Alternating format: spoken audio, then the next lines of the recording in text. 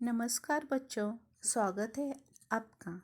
आज हम छठी कक्षा का पाठ क्रमांक 5 देखेंगे, जो है वहाँ पर एक्टिविटी के रूप में यहाँ पर पाठ बताया गया है। ये पाठ बच्चों ध्यान से सुनना, देखना और समझना। पहला पाठ है, यानी पांचवा पाठ है आओ आयु बताना सीखो। प्रस्तुत पाठ के माध्यम से छात्रों को कठिन लगने वाले गणित विषय को खेल खेल में सिखाया गया है।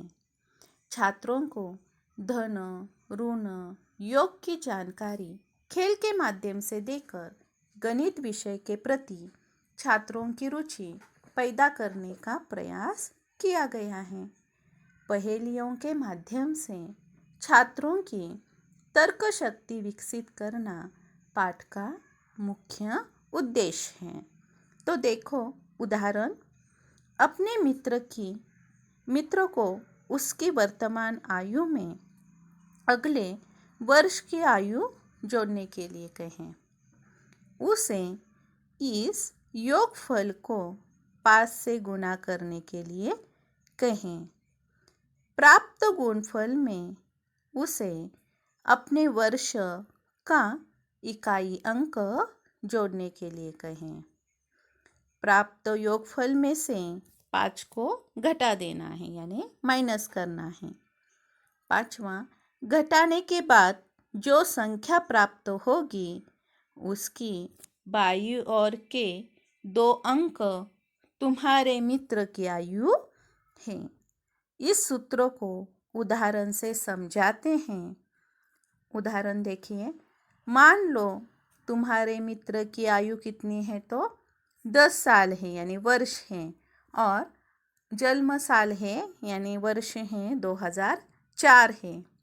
तो पहले में क्या बताया है, तो 10 यानी वर्तमान आयु प्लस यानी धन अगले 11 वर्ष की आयु, यानी अगले वर्ष की आयु बराबर कितना होता है, तो 21।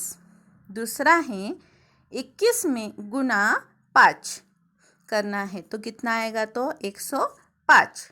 तीसरा है 105 में 4 क्या करना है, तो मिलाना है, यानी धन करना है, तो कितना हुआ, 109। चौथा है 109 में से 5 को क्या करना है, तो घटाना है, यानी ऋण करना है, तो कितना आया है, तो 104। तो 104 की बाईं ओर के 2 अंक अर्थात 10 वर्ष तुम्हारे मित्र की आयु है। तो इसी आधार पर अपने मित्र, परिजनों और परिचितों की उनकी आयु बताकर उनको आश्चर्यचकित करना है। तो शब्दार्थ तो देखो, मित्र दोस्त, आयु उम्र, गुना गुणाकार, योगफल जोड़ना, घटना यानी ऋण करना, वर्ष साल। तो देखो पहेलियाँ हैं, मैं आपको पहेलियाँ बताती हूँ, ध्यान से सुनना।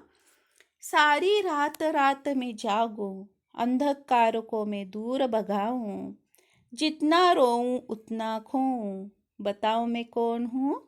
तो इसका आंसर है, उत्तर है मोमबत्ती। दूसरा है, 4 है रानियां और एक है राजा, हर एक का काम में उनका अपना साझा, बताओ वह कौन है। तो वह हाथ है। तो इस तरह से पहेलियों के माध्यम से तर्क शक्ति बच्चों की विकसित होती है। तो दूसरा है महाराष्ट्र की बेटियां। प्रस्तुत पाठ में महाराष्ट्र की बेटी के माध्यम से महाराष्ट्र के स्त्रियों के पहनावे के बारे में बताया गया है। इसी प्रकार हमारे भारत देश में अनेक जाति और धर्म के लोग रहते हैं, जिनके खान पान, पहनावे और रहन सहन अलग अलग हैं। फिर भी हमारे भारत देश में अनेकता में एकता पाई जाती है। सभी भारतवासी एक साथ मिलजुल कर रहते हैं। तो इस पर आधारित यह क्या है तो पाठ बताया गया है। पहले चित्र है उसकी तुलना दूसरे चित्र से करनी है, यानी उनका अंतर बताना है। तो अंतर ध्यान से बताना या सुनना। ऊपर दिए गए चित्र क्रमांक 1 की तुलना में चित्र 2 में निम्नलिखित अंतर बताया गया है। तो पहला चित्र देखकर दूसरे चित्र की तुलना करनी है। तो दूसरे चित्र की तुलना देखो। साड़ी का रंग क्या है तो हरा है। बिंदी का आकार क्या है तो चंद्रकोर है। शाल का रंग बैंगनी है। चोली का रंग बैंगनी है।